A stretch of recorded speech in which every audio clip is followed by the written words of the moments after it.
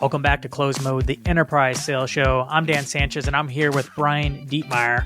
The producer is the host again, and shifting the host onto the guest seat. Brian, thank you for joining me. I know you just did some research, some original research with SAMA, and I wanted to have a whole episode about this because I know you guys learned some awesome stuff from this Yeah. research that you did with SAMA.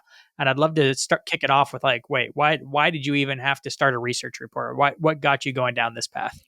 And I would say don't hang up your phone or however you're listening to this now, because I'm not gonna kill you with a 40 graphs and charts. I'm just gonna get after why we did it and Give me what the we highlights. learned. Yeah, well, and the highlights are what the heck should we be doing in 2024 based on what we went after. So why did we do it? You and I have spoken about this when I had the honor of being your guest in the previous couple sections, that the marketplace has changed. It's really fast. It sucks compared to what's in the past. You know, we're now dealing with 2x funnel versus 6S funnel. We have to close more of what's in our funnel versus going after more and more new logos all the time. Renewals are tougher. We need to focus more on those. Win rates are bad.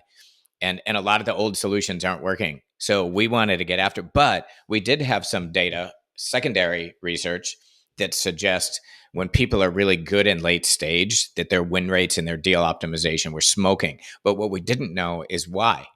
So, okay, yeah. So, yeah, if you're good at this, that's helpful. But what makes you good at it? And so we wanted to get after kind of what investments people were making. So you're leaving me in suspense here. Like, well, why was it? What did you learn? Well, so we looked at, first of all, after the research was done, and by the way, we haven't even published the report yet, so I'm giving you like what's on a scribble sheet on my desk, a sneak Exclusive. peek. What we wanted to know, first of all, we lumped everybody into high performers and low performers. High performers were people who had a greater than 60% win rate. Remember, the market average right now is about 47. So greater than 60% win rate, and they all made their team goal. The low performers were under 40% in win rate and missed their goal.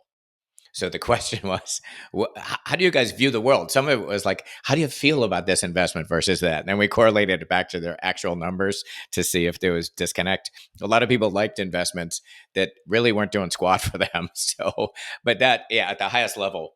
So here's what we found. If I try to keep this simple, there we looked at investments. Let's say we looked at training, we looked at coaching, we looked at technology, and we even got we got underneath, CRM, CPQ systems, value management tools, in-call recording tools. And so at technology, we got even down lower. And then we looked at things like sales playbooks and marketing.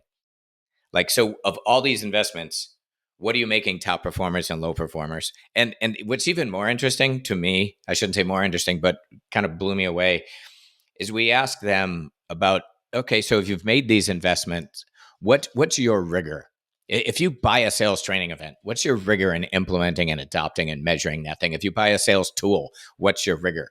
And here I'll start giving you some like behind the curtain. No shock. The top performers had rigor. If they wrote a check for something, people needed to use it, and it was inspected and that kind of thing. The low performers are writing checks and rolling out sales training and rolling out sales tools and just hoping people will use them. And I know that goes against the grain. A lot of people culturally struggle with, I'm going to make people use them. But let me tell you something. If the top performers, I think they made a decision on the right checks to write, and then they implemented it. And the top performers, as it relates to tech, they were using more value management and more call recording tools. The low performers weren't even looking. They were relying on pricing systems and CRM as their technology, where the leaders were focusing more. But the number one driver, and I'm in the coaching business, so someone might say, "Oh, it's fake news. You bias the data." We did this research in conjunction with Strategic Account Management Association, and they kept us honest. They won't allow this to happen.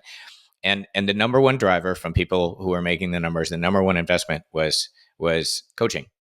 And not only that, high quality coaching. We further asked both groups, is your coaching more inspecting and auditing? Is your coaching more value added, where you're actually helping the rep get a deal closed?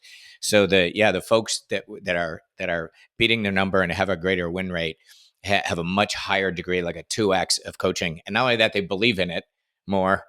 than the low performers do, and they're putting more rigor into and cadence into the system of making it happen. They also believed in getting to deals earlier.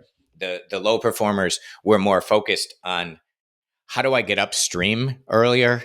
I need to start working my deals earlier. And what we found this theme of fire prevention versus firefighting. The top performers were doing ton more fire prevention. They're making investments. They were doing work earlier. The low performers were firefighting and wanting to get back upstream. And when we asked about where do you want to go next, the top performers said deal quality. The low performers said win rate. And as you know, one of my partners, Patrick, said to me, he's like, that's kind of like the Maslow's thing. Like the low performers just want food, and the high performers, they already got food. They want quality food now. Yeah. Man, that makes a lot of sense. So, how does this actually impact our listeners? What can enterprise sales leaders actually do with this information? Well, it goes back to what we saw. Well, a couple things. If you're going to make an investment in something, and we're worried about 2024 or focused on 2024, what can we still yet do this year as of like June-ish of 2024? We got a couple quarters left. And if you're going to make an investment in something, if it's training, even though quite frankly, training, product marketing, and playbooks came up very low in terms of impact, in terms of actual impact on win rate and deal quality. But if you're going to do them, top performers invested twice the time, twice the money, and twice the rigor. So if you're going to make the investment that in this economy, all in. Because in a rising tide, you can make the investment and walk away. But now, if you're going to spend scarce dollars, make sure it happens. But the number one issue that came out of the research was high quality coaching early in the sales stage. So that's what that's what we could be looking at. It's funny because in the session we just ran, I don't know if I can say the company name, but a gentleman stood up and said, because I said, hey, 5% of pipe is being coached, and win rates are 47%. And he said, in my company, everybody's involved, 100% of deals and 90% win rate. Now, is that true? It might be. He had 2 or 3 of his peers in the room. And I said, my first question to him in front of the whole group was, why the hell are you in my session? Why are you sitting in the back? Why aren't you up here? Because that's kind of the point. Now, I think that's an extreme. I don't think anyone's going to want to coach 100% of their pipe. And I don't think very few people are going to get to 90% close rate unless you're super hyper crazy about what goes into your funnel. So anyway, how big of a company was it? Big. Massively traded and industrial. Usually it's like the small players. I'm like, yeah, but you only have 10 reps. So this was and several of us after we're sitting around going, it's like an industrial products company. And we're like, how the hell maybe, you got to question, do they just have a better mousetrap? Are they that good? Is their chemistry that much different than the chemistry of their competitors? Because boom, they're exploding. But that your question was, what can we do in 2024? Look, if you're, when I quote that 47% close rate, that's 47% closed on average, below the flip of a coin. By the way, the probability is below the flip of a coin of deals that are forecast to close at 90%.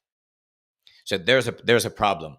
We need to touch those deals, somebody in the right way. Right. And managers say, I don't have time, or I don't have the skills because I was promoted from being a great rep, whatever it is. We've got to. That's what we can do in 2024 is get to the deals that are in our funnel, get to the middle players of our team. The rock stars are going to make their number. Get to the middle players of our team and the deals in the middle of our funnel. And we need high quality touches with those deals to get a move through the sales cycle. We need to close a much higher percent than 47% with a pipe that on average this year is 2x versus 4 to 6x a few years ago. So that's closing the most critical thing. People predicted to close at 90% prediction. Or no, it's those forecasted to close at 90%. At 90, and they're getting 47. So flip a coin. Flip a coin instead of going through all that forecasting stuff. Just flip a coin. You're going to get better odds. Yeah.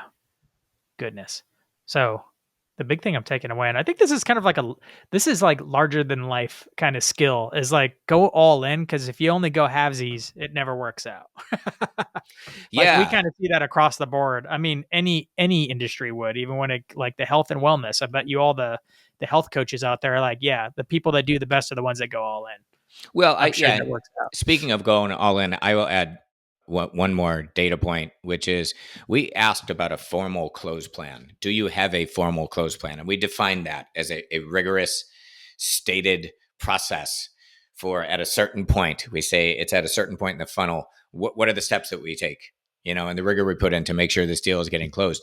The top performers had formal close plans at like 6x of the low performers. The low performers, again, firefighting, fire prevention. So maybe that's the biggest takeaway, is the top performers were all about fire prevention. They were doing stuff earlier. They had more. Yeah. They had more cadence. They had more rigor. And the low performers were firefighting and wanting food versus quality food. There you go. So, Brian, thank you for sharing some of the insights from this report. I'm looking forward to actually looking at the full report. I will link to it in the show notes when it becomes available. If you don't see it in the show notes because it's not available yet, but because we're recording this a few weeks ahead of when we release it, chances are that link will be in the Could show be. notes. But if it's not, wait. It's coming. Get on the newsletter. Go to CloseMode.media, and you'll see a form right on the homepage where you can sign up, get on the newsletter, because we'll certainly be pushing it out there. Great. Yep.